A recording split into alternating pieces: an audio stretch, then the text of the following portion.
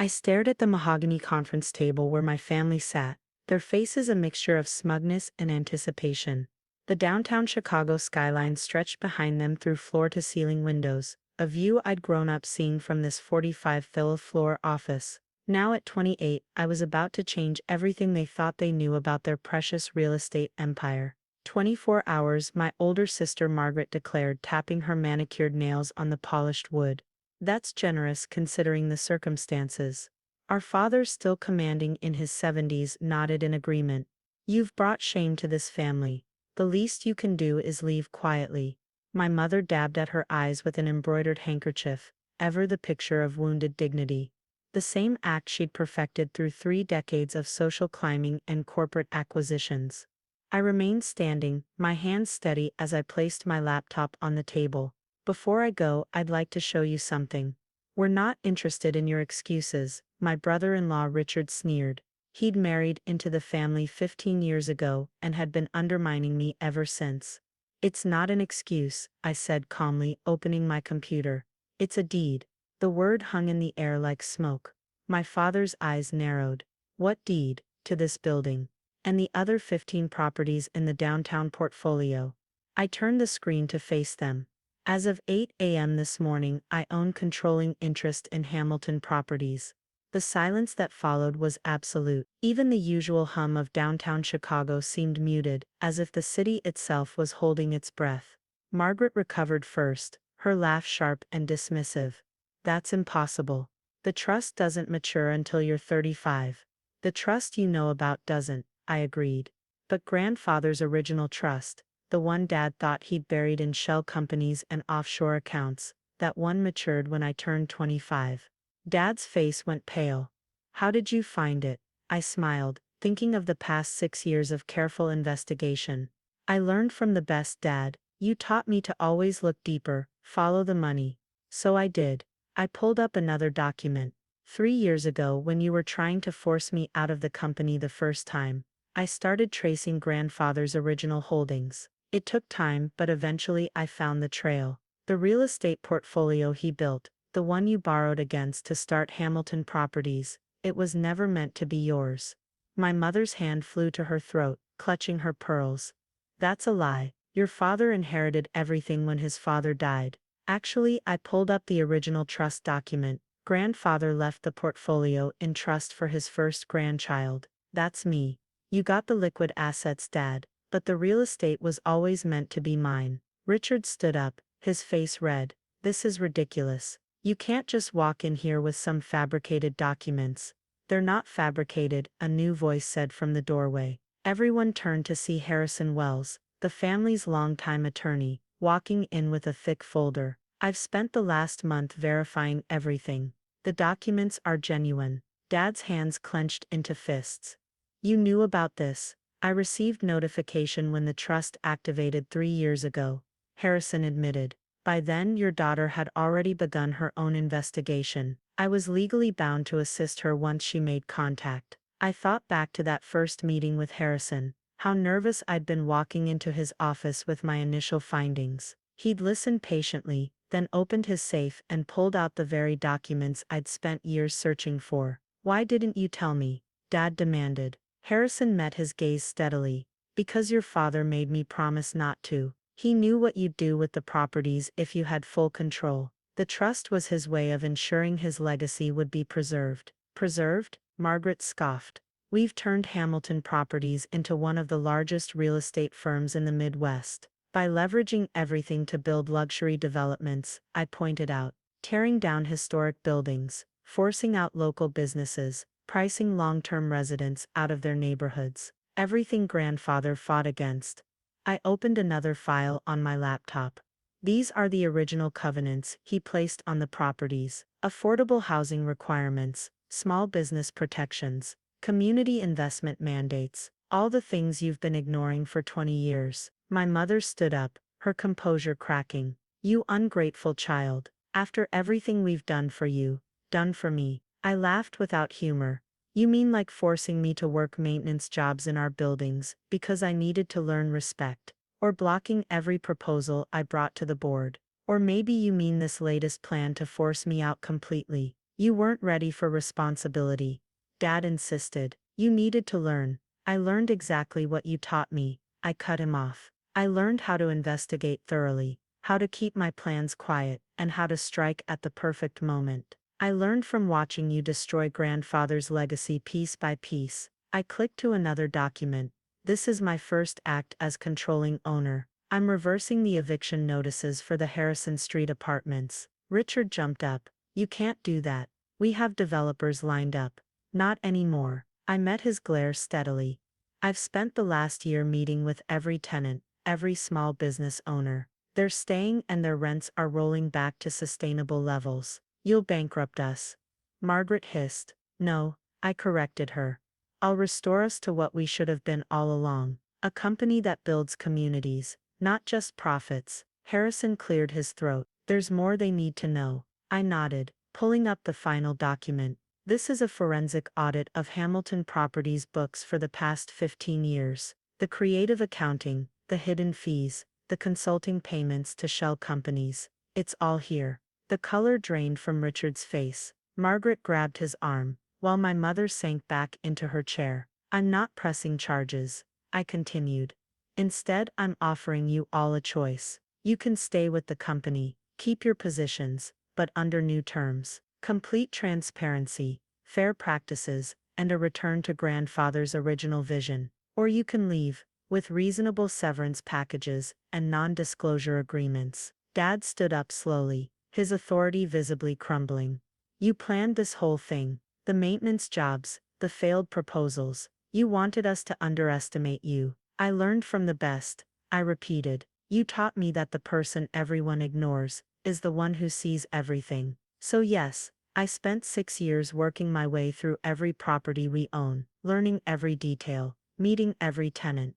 While you were all focused on luxury penthouses and golf club memberships, I was building relationships with the people who actually make these buildings work. I turned to Harrison. Please distribute the employment contracts. Everyone has 24 hours to decide, just like you gave me. As Harrison handed out the folders, I packed up my laptop. The stunned silence in the room was broken only by the rustle of papers and my mother's quiet sobs. One more thing, I said, pausing at the door. The maintenance staff is getting raises, effective immediately. Carlos in Building 7 has been working 60-hour weeks to support his family. Maria in Building 12 is putting her daughter through college. They're the heart of this company, and it's time we treated them that way. You'll regret this, Margaret called after me. You have no idea how to run a company this size. I turned back one last time. Actually, I do. Because unlike you, I've done every job in it. Check your emails. You'll find detailed proposals for every change I'm implementing, complete with financial projections and community impact assessments. I've spent 6 years planning this. Trust me, I'm ready. The elevator ride to the ground floor gave me time to breathe, to let the adrenaline fade. As I walked through the lobby, nodding to Sam the security guard, who taught me everything about building safety protocols, I felt lighter than I had in years. My phone buzzed. Harrison sending confirmation that the contracts had been distributed. I stepped out onto the sidewalk, looking up at the building that had been my family's crown jewel and was now my responsibility. A text from Carlos. Is it true? The raises. Yes, I replied. Meeting tomorrow at 9 a.m. to discuss all the changes. We knew you were different, he texted back. Ever since you helped fix Mrs. Rodriguez's heating in the middle of that snowstorm. I smiled, remembering that night 3 years ago. While my family had been at a charity gala, I'd spent hours with Carlos fixing the heating system in an elderly tenant's apartment. That was when I'd first seen the maintenance logs that led me to discover the systematic neglect of our properties. Another text, this one from Maria. The whole staff is talking. Is it really you in charge now? It really is, and we have work to do. My phone kept buzzing, with messages from staff members across all 16 buildings. People I'd worked alongside, learned from, built relationships with, while my family assumed I was simply failing to live up to their expectations. I walked to the coffee shop across the street, one of the small businesses my family had been trying to force out. Annie, the owner, waved me over. Just heard the news. She grinned. sliding my usual order across the counter. Does this mean we can finally sign that long-term lease we talked about?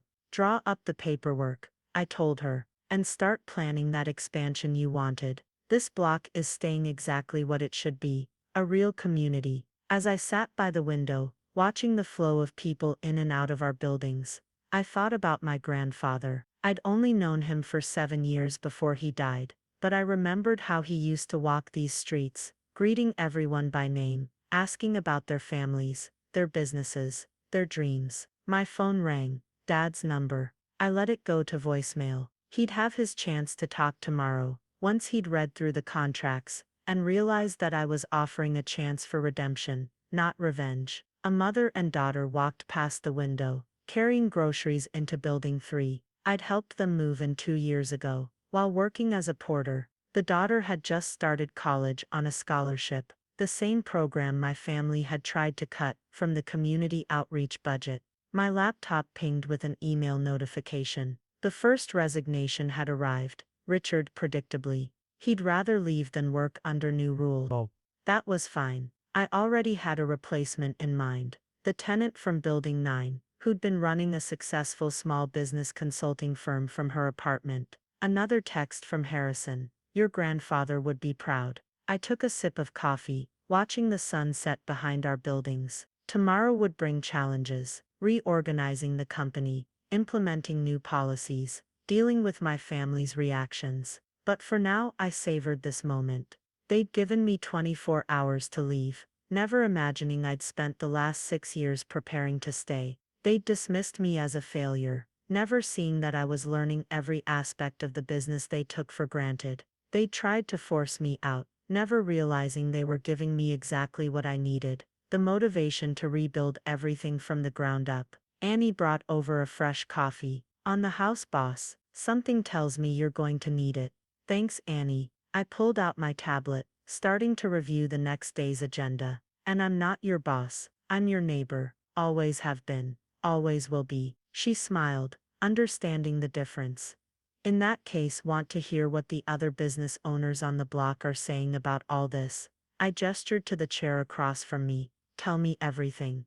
That's how we're going to run things from now on, by listening to the people who make this community work. As Annie sat down and began sharing the hopes and concerns of our neighbors, I felt the weight of my grandfather's legacy, settling comfortably on my shoulders. He trusted me to see what my family had forgotten, that real estate isn't just about buildings and profits, it's about people, communities, and the simple dignity of having a place to call home. The next morning, I arrived at Hamilton Properties headquarters at 6 a.m., well before the usual executive start time. The cleaning crew was surprised to see me, or rather surprised to see me in a suit instead of maintenance coveralls. Miss Hamilton, Maria from the night cleaning staff gasped. We heard rumors, but everything's true, I assured her. And your contract review is my first meeting today. How's your son's asthma? She blinked, touched that I remembered. Better, but the medications.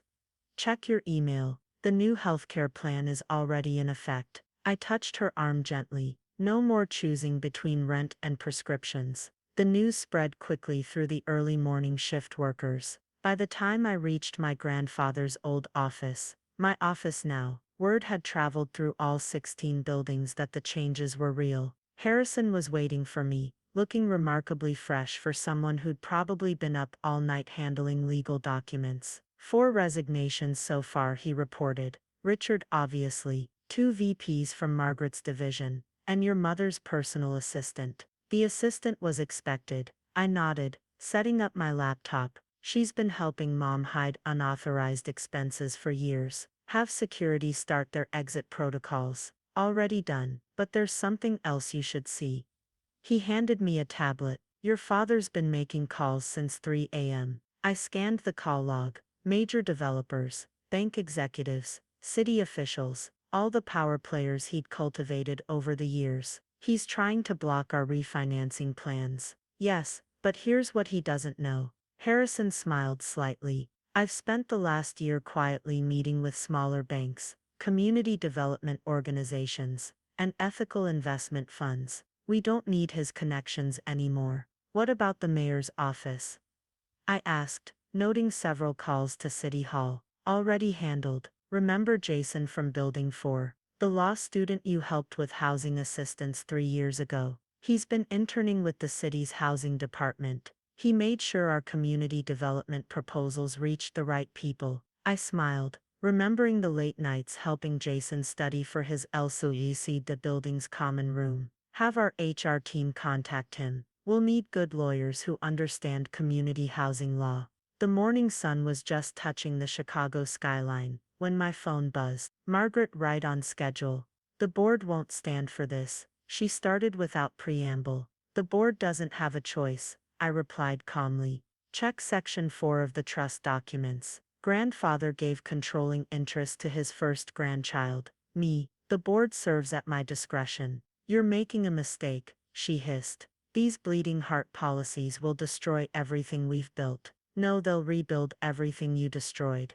The meeting's at 9 a.m. Your new contract will be waiting. I hung up as my tablet chimed with an incoming video call from Carlos, our head of maintenance. Miss Hamilton, you need to see this. Your brother-in-law Richard is in Building 7, removing files from his office. Send security, I instructed. And Carlos, it's still just Sarah to you. By 8:30 a.m., the executive floor was buzzing with activity. Staff members who'd never seen me in anything but work clothes did double takes as I walked past. I'd chosen my outfit carefully, professional but not ostentatious, approachable but authoritative. The conference room filled slowly. My father arrived first, looking like he hadn't slept. Mom came next, her usual perfect appearance slightly strained. Margaret slipped in just before 9, avoiding everyone's eyes. Several board members followed, their expressions ranging from curious to hostile. At exactly 9 a.m., I stood at the head of the table, the same spot where they'd tried to force me out 24 hours ago. Thank you all for coming, I began. You've had time to review the documents. Here's how today will work. I'll present our new corporate structure and policies. Then those who wish to stay will sign their contracts. Those who don't will meet with HR to discuss their exit packages. This is absurd, one board member interrupted. You can't possibly. Actually, she can, Harrison interjected, displaying the trust documents on the room's screen. Miss Hamilton has full legal authority to implement these changes. I continued as if there hadn't been an interruption. Our first priority is stabilizing our residential communities. All planned evictions are canceled. Rent increases will be capped at 3% annually for existing tenants. Small business leases will be reviewed and adjusted to sustainable levels. We'll lose millions, Margaret protested. No, I corrected her, pulling up my projections. We'll save millions. Our maintenance costs will drop because stable communities take better care of their homes. Our vacancy rates will decrease because people can afford to stay. Our legal expenses will plummet because we won't be fighting our own tenants. I clicked to the next. Additionally, we're implementing comprehensive staff benefits, starting with the maintenance and cleaning crews, living wages, health insurance, educational assistance. Happy employees mean better service, lower turnover, and reduced training costs. This isn't what this company stands for, Dad said quietly. No, it's what it stood for originally. I met his eyes. I found Grandfather's original business plans. Everything I'm proposing. He wrote it 30 years ago, before you convinced him that luxury development was the only way forward. Mom stirred. Your grandfather changed his mind. He saw that we needed to grow. No. Harrison spoke up. He didn't. That's why he created the trust. He knew his son had different values, but he hoped his grandchild might remember what Hamilton Properties was meant to be. I picked up a stack of contracts. You all have a choice to make. Those who stay will need to embrace our new direction completely. No more hidden fees. No more forcing out long-term tenants. No more ignoring maintenance issues in affordable units while renovating penthouses. And if we refuse, Margaret asked, then you'll receive fair compensation for your shares and a reasonable severance package, but you'll also sign non-disclosure and non-compete agreements. What happened in this company stays private, as long as you do. The room was silent as I distributed the contracts. Take an hour to review everything. Those who are staying, Sign and return them to Harrison. Those who are leaving, HR is set up in the East Conference Room. I turned to leave, then paused. One more thing. I know some of you are wondering how I learned the business well enough to run it. The answer is simple. I worked every job you thought was beneath you. I learned from the people you ignored. Remember that before you decide. The next hour was busy. Security reported that they'd caught Richard trying to delete files from the company's servers, exactly as I'd expected. Our IT team, led by a brilliant programmer I'd met while fixing the Building 12 security system, had already backed up everything. Carlos called again. The maintenance team meeting is ready when you are. And Sarah, we're all with you on this. I headed down to the maintenance office, my old workplace. 30 faces looked back at me, people I'd worked alongside for years while my family thought I was failing at my punishment assignments. Nothing changes with how we work together, I told them. Except now you'll be paid what you're worth, with the benefits you deserve. And when you tell me something needs fixing, it gets fixed. A cheer went up, the first genuine celebration of the day. These were my people, the ones who really kept Hamilton Properties running. They'd taught me everything my family hadn't bothered to learn about our buildings and our tenants.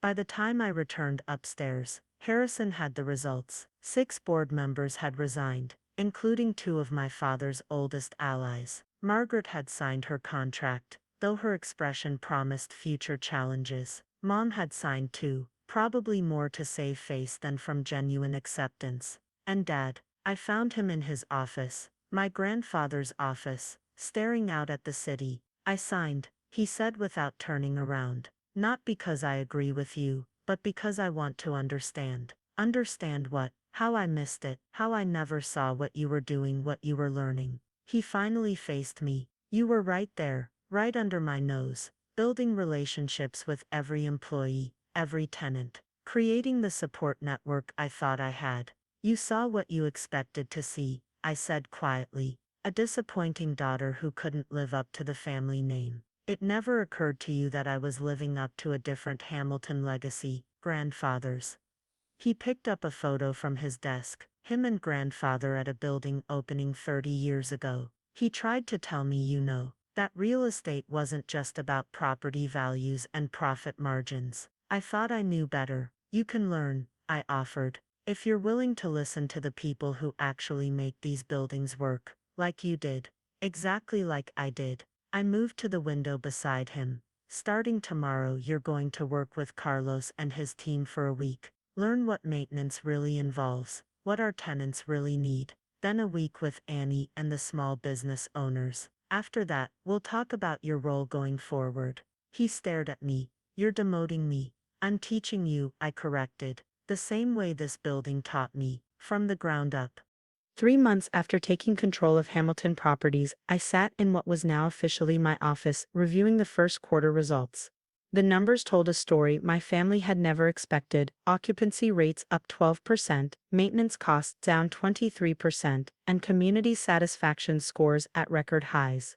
A knock at my door revealed Harrison with his morning briefing.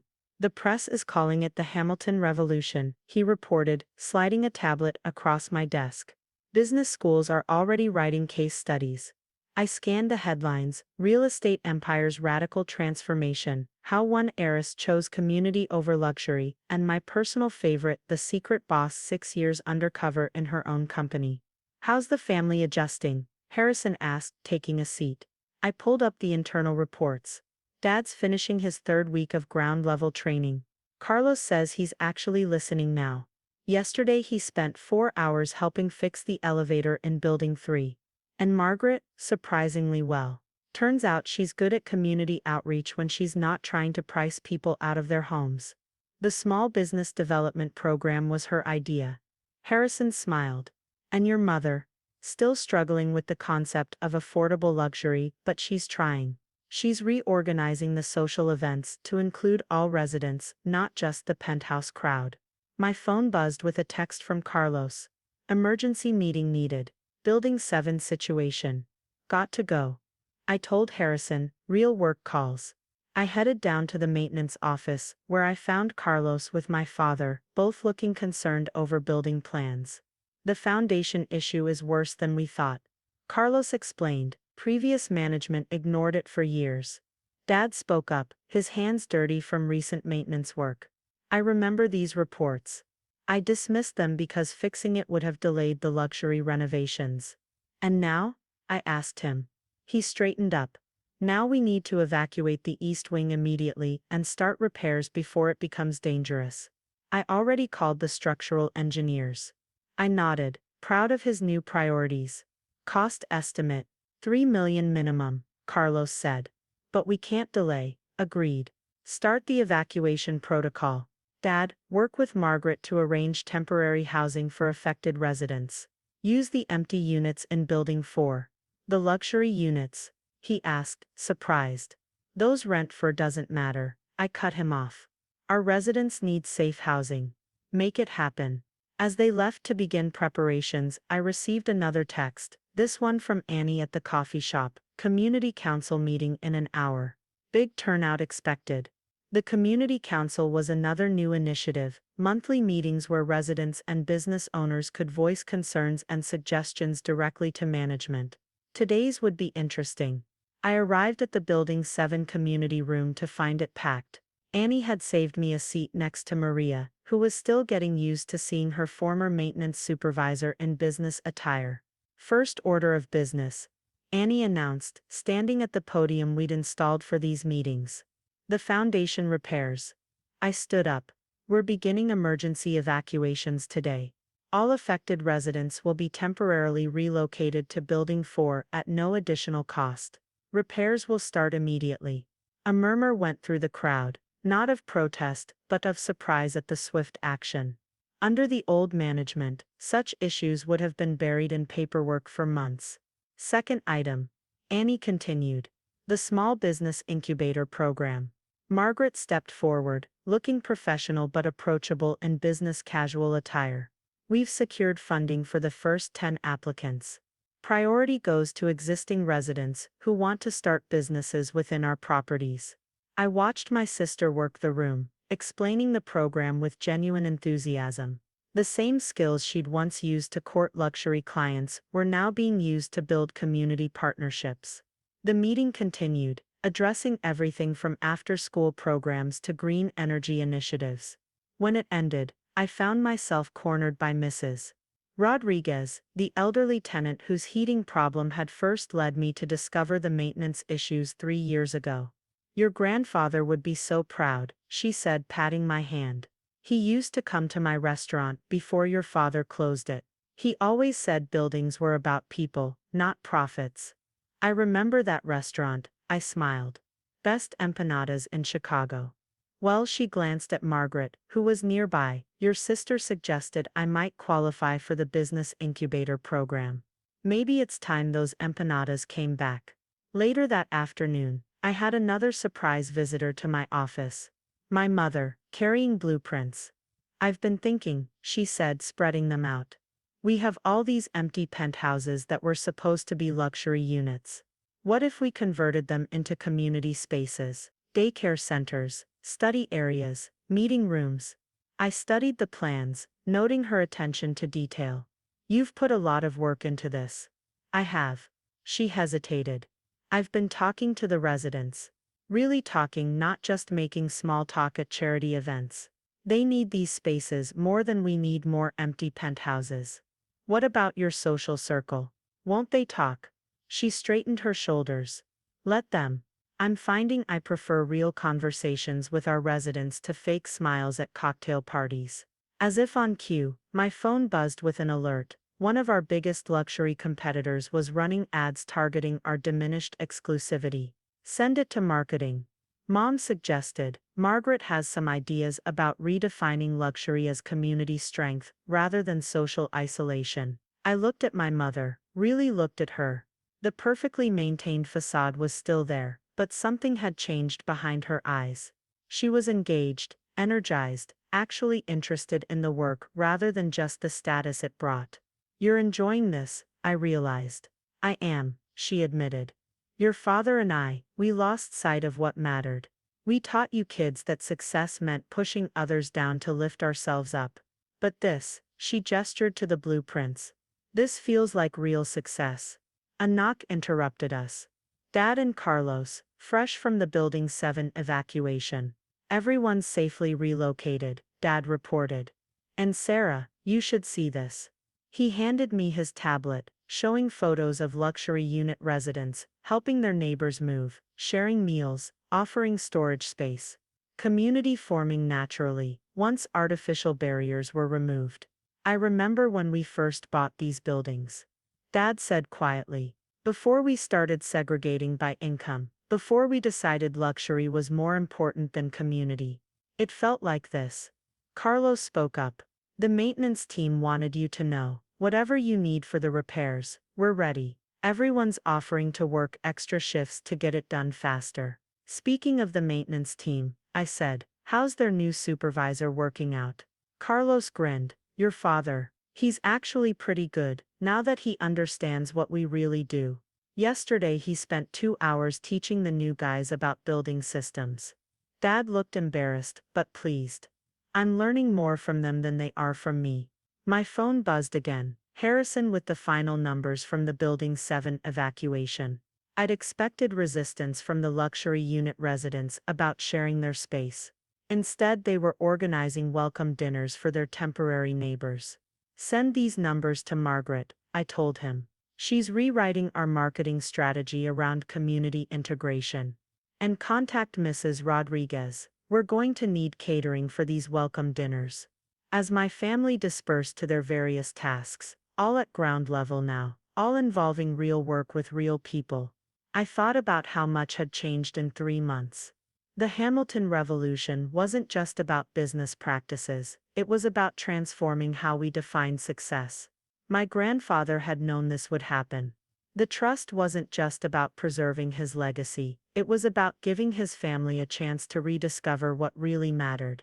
He'd known that his first grandchild, growing up watching the damage caused by prioritizing profit over people, might choose a different path. A final text came through from Annie. Community dinner tonight, in Building 7. Your dad's bringing his famous chili. Your mom's actually helping in the kitchen. You coming? Wouldn't miss it, I replied, closing my laptop. As I headed down to join my family, my real family, including every resident and employee who'd helped me learn how to run this company the right way. My grandfather's face smiled out from them, and I could almost hear his voice. Buildings are just structures. It's the people inside them that matter. 1 year after taking control of Hamilton Properties, I stood in the renovated lobby of Building 7, watching as residents gathered for what had become a monthly tradition, the community dinner. My father was manning the chili station, chatting easily with tenants he once would have considered beneath his notice. Mom was arranging flowers with Maria's daughter, who'd just started a floristry business through our incubator program. Hard to believe it's been a year, Harrison said, joining me with his ever-present tablet. The numbers for the annual report are ready. I glanced at the figures: occupancy rates stable at 98%, maintenance costs reduced by 40%, and community businesses thriving. But the most telling statistic was the waiting list. Over 2,000 people hoping to join what the press now called the Hamilton Community Model. The expansion proposals are ready too, he added. 5 cities want to replicate our system, including the Carter Group merger, I asked, referring to our biggest former competitor. They're ready to adopt our full model. Turns out diminished exclusivity is actually good for business when it creates stable, thriving communities. Margaret approached, looking satisfied. The documentary crew is set up in the community room. They want to interview the family about the transformation. All of us? I asked, surprised. They specifically requested Dad. Apparently the story of a real estate tycoon learning to fix his own buildings is pretty compelling. I looked over at our father, who was now demonstrating proper stove maintenance to a group of interested residents. The past year had changed him more than any of us. 3 months into his ground-level training, he'd asked to permanently oversee maintenance operations, saying he'd finally found meaningful work. The community room had been transformed into a recording studio. Mrs. Rodriguez's new restaurant, Abuela's, had catered the event, and the smell of her famous empanadas filled the air. The documentary director gathered us together, me, my parents, Margaret, Carlos, Annie, and several long-term residents. We want to tell the story of how Hamilton Properties revolutionized urban living, she explained. Starting with the moment everything changed. Mom spoke first, surprising us all. It changed the moment we stopped seeing our residents as sources of revenue and started seeing them as neighbors. My daughter taught us that. By working alongside them, Dad added. While we were focused on luxury amenities, Sarah was learning what our communities really needed. She did every job we thought was beneath us, and in doing so she discovered what Hamilton Properties could truly become. Margaret leaned forward. We thought we were punishing her with those maintenance assignments. Instead, she was building the relationships and knowledge that would transform our entire approach to real estate. The director turned to me. And what made you choose this path? I thought about that morning a year ago, standing in the conference room with my family's ultimatum hanging in the air. I remembered something my grandfather once told me. He said that buildings are like living things. They thrive when every part is valued and cared for. The same is true for communities. Tell us about the changes, the director prompted. We stopped treating our properties as assets to be maximized and started seeing them as ecosystems to be nurtured. I explained. Every decision now goes through our community council. Every renovation considers its impact on existing residents. Every new business initiative prioritizes local entrepreneurs. Carlos jumped in. The maintenance team isn't just fixing problems anymore. We're preventing them. Because now we have the resources and authority to do things right. And the luxury market, the director asked. Your competitors predicted you'd lose the high-end clientele. Annie answered that one. Actually, we've gained clients. Turns out real luxury isn't about excluding others. It's about being part of a vibrant, caring community. Our residents at all income levels know their neighbors. They look out for each other. That's worth more than any marble lobby. The interview continued, telling the story of our transformation. The failed eviction attempts that became community preservation initiatives. The empty penthouses converted into shared spaces. The maintenance staff promoted to management positions based on their actual knowledge of the buildings. After the crew finished, we joined the community dinner in full swing. Looking around, it was hard to tell who was who anymore. Residents from different income levels mingled freely, former executives chatted with maintenance workers, and children played together regardless of which floor their parents lived on. Miss Hamilton, a voice called. It was Jason, the former law student, now our head of legal affairs. The community land trust documents are ready for review. This was our next big step, transferring portions of our properties into community ownership, ensuring long-term affordability while maintaining quality. Another of my grandfather's original ideas, finally being implemented. Send them to Harrison, I told him. And Jason, great work on the expansion contracts. The other cities are impressed. Mom appeared at my elbow. The Carter Group CEO is here. She'd like to discuss accelerating the merger. I found Mrs. Carter by the dessert table, sampling Mrs. Rodriguez's flan. This is extraordinary, she said, gesturing around the room. A year ago I thought you were destroying your family's legacy. Now I realize you were fulfilling it. It wasn't just me, I replied. Every person in this room contributed to this transformation. We just had to give them the chance. That's why I want to speed up the merger, she said. My properties, they feel dead compared to this. I want what you've built here. It takes work, I warned her. Real work at every level. Are you ready to learn from your maintenance staff? To listen to your residents? To put community before profit? Teach me, she said simply. Later that evening, as the dinner wound down, I found myself back in my grandfather's old office. My office now, though I spent most of my time in the buildings with our residents. The city lights twinkled beyond the windows, and I could see similar community dinners happening in our other properties across downtown. Dad knocked softly before entering. Got a minute? Always, he joined me at the window. I owe you an apology. All those years, we thought we were teaching you about real estate. Instead, you were teaching us what real estate should be about. We all learned together, I said. That's how communities work. Your grandfather knew, he smiled. That trust wasn't just about property ownership. It was about trusting the next generation to find a better way. My phone buzzed, a message from the maintenance team in Building 12. One of our elderly residents needed help with her groceries, and they were organizing a volunteer system to assist her. Want to help set up the volunteer schedule? I asked Dad. Wouldn't miss it, he replied. But first you should see this. He handed me an old photograph I'd never seen before. It showed my grandfather standing in front of Building 7, surrounded by a diverse group of residents, at what looked like a community dinner, circa 1980. He called it his real estate family. Dad said quietly, I forgot that part, but you remembered it somehow. You brought his dream back to life. Together we headed down to help our neighbors. Knowing that all of this, was what success really looked like. Not in balance sheets or luxury amenities, but in the strength of a community where everyone had a place, everyone had a voice, and everyone mattered.